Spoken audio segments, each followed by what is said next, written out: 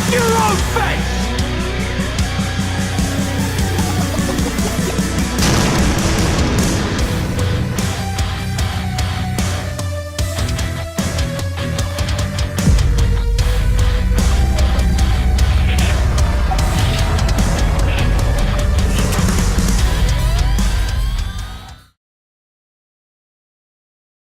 Well, hello, everybody. Welcome to fucking History for the Simple-Minded, because this world is full of a bunch of fucking dumbasses, and it's time that we start trying to educate these fools, because we're going to sit back and people are trying to literally elect fucking card-carrying socialists to Congress here in the USA when everything they stand for is diametrically opposed by the Constitution. No, it's time to fight back. It's time to take them on at the intellectual spaces of the day and try to re-educate these fools because they don't even understand their own goddamn rights. All right, let's look at this. Let's take a look at the so-called Party of Civil Rights and Civil Liberties and all that good stuff. Let's see what they tend to promote. Well, Apparently, they don't like free speech. So that's weird. That's kind of the First Amendment. But, you know, I don't think they understand what it's for. The First Amendment is there because the public domain is the best place to quash bad ideas. So if these hate speech laws are ridiculous because do you think the people aren't going to have those thoughts? No, they're just going to go underground and communicate, and then there's no one there to counter the argument. So when you have some redneck white supremacist KKK guy standing in the middle of the park with his flag and his little face mask on, he looks like a fucking fool. And anybody that sees him sees how bad his ideas are. Children see that, and parents can have a discussion with them why those ideas are bad, why we shouldn't look to that. But if you don't have it in the public domain, you don't even know what's going on. And whenever there's any ideology, it doesn't matter how bad of an ideology it is, when it's suppressed in a society, it gains a allure around it where people wonder why. Why this doesn't sound that bad? Maybe I should, and then you breed fundamentalists. It's the most insane thing I've ever seen in my life. So, all right, let's go down the list here. Oh, well, they don't like guns either. Shit. Well, all right. I mean, whenever you watch on TV and you hear anything about the gun debate, for less of a better word, you have people that are completely retarded when it comes to fucking guns, trying to debate and talk about what guns we should have. Okay, first of all, any person worth a shit with a gun could do more damage with a 30-06 with a scope than any fucking AR-15. That's just a fact. All right, so that get that the fuck out of the way first. All right. Purpose of the Second Amendment has nothing to do with hunting, or even to a lesser extent, it doesn't have anything to do with self-defense. The purpose of the Second Amendment, the reason that it's the Second Amendment is because the citizen has to have the right to protect their freedom of speech. And you can look in England, all around the world, and see attacks upon free speech and how the founders in America knew the importance of freedom of speech. So that's why we have a Second Amendment.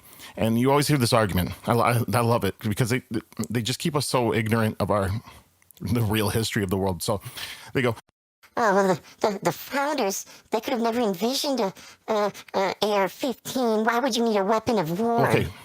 Okay, dipshit. I'm going to blow your mind here. The musket was the assault rifle of its day. It was the most advanced weapon in the world. So I don't know what the fuck you're talking about. We should be able to have, by your logic, we should be able to have fucking fully automatic shit. But you'd be the person back then saying, oh, what do you need a musket for? What do you need all that firepower for? You can kill a deer with a bow and arrow. And it's the totalitarians. The technology may change, but their fucking ideas never change. The main reason why the left wants socialized medicine and to ban guns, it's all about making you subservient to the government. Because when the government controls your health care and your protection, it's really hard for you to challenge that government. How can you say, I don't like what you're doing, I want you to change? And they say, well, you need to shut the fuck up or we're going to pull the plug on your mom. That's the world the left wants. That's why I will fight socialized medicine in the United States tooth and nail. Why I feel sorry for the rest of the world. This is why I'll always have a disagreement with a lot of my European counterparts. They say, well, we have to have a social safety net for, when people hit hard times. Well, yeah, we do. It's called a fucking charity. Like, this is a irrelevant argument. People are like, oh, well, we don't want people starving and dying in the streets. Well, first of all, during the Great Depression, we had no welfare. We had no food stamps. You know all those bread lines you saw the pictures of? Those were charities. Those were churches and community organizations. And let's just look at it logically. Who do you think can help the poor more? Who do you think can help the poor more? Do you think the federal government that's 1 billion miles away and has no idea what's going on in rural Montana? Do you really think they can help the poor there more? Or if you took that money and gave it to, let's say, the local United Way, who do you think could spend that money better helping the poor there? At every level of government, you want the government as close to you as possible, because the closer the government is to you, the easier it is for you to change. That's why we have a 10th Amendment. That's why most states have a corresponding amendment in their state constitution delegating powers down to the locality. Okay, and so what I mean by that is, me as an individual, me as your normal run-of-the-mill working class stiff, say the government's doing something I don't like. Say the federal government's trying to pass Obamacare. What can I do to stop that? Not a whole lot. I can call up somebody that's already made up their mind because of fucking corporate fucking donors and lobbyists, and they won't even play foot service to me. They'll just fucking send me a generic email response. Now look at it from how it should be. There's no power to healthcare in the Constitution. This should be clearly left to the states, and most states have nothing in their Constitution about healthcare, so it should be left to the locality. So let's say my local city government is trying to pass Obamacare, and I don't want that. So what can I do?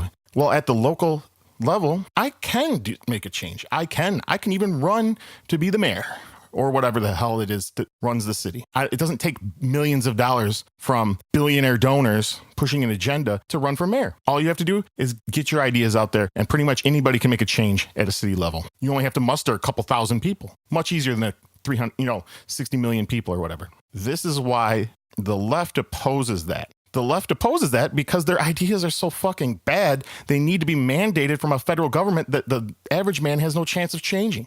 If the left's ideas were so good, they would start from the ground level up, right? So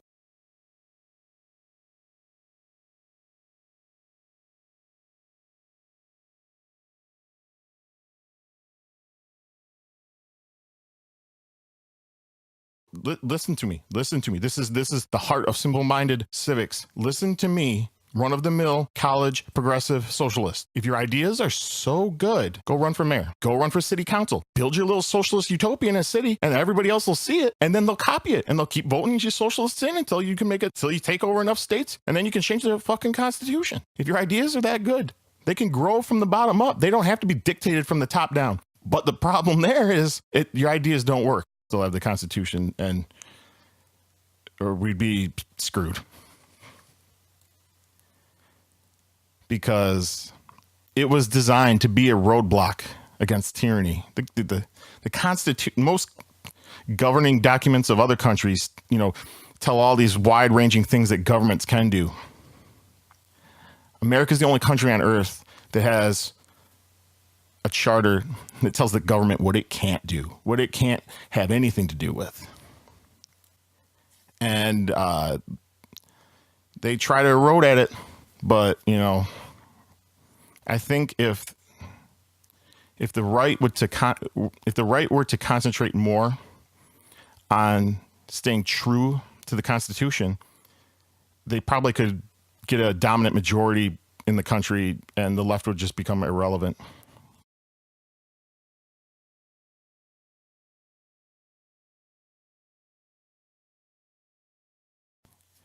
Because if we would follow the Constitution, everybody should be happy. California can let in all the illegals they want. They can be fucking communists. They can go full blown commie if they want. Raise up the fucking hammer and sickle, brother. But don't come begging the other states for money when you run out. That's why they don't want to follow the 10th Amendment. That's exactly why they don't want to follow the 10th Amendment, because the 10th Amendment is supposed to make the states a laboratory of ideas, right? So one state starts doing a policy, and if it works, if everybody in that state's happy because of that policy, the other states will adopt it, and it will organically grow through the country and without ever the federal government ever being involved. But it also works in reverse. When a state does something and it fails epically, like your open borders, California, the rest of the states look at it and say, oh, hell no. And there's the shit. Mother Nature just pissed her pants, dude! Hot damn. Well, I hope you enjoyed, and please like and subscribe if you'd like to hear more of it.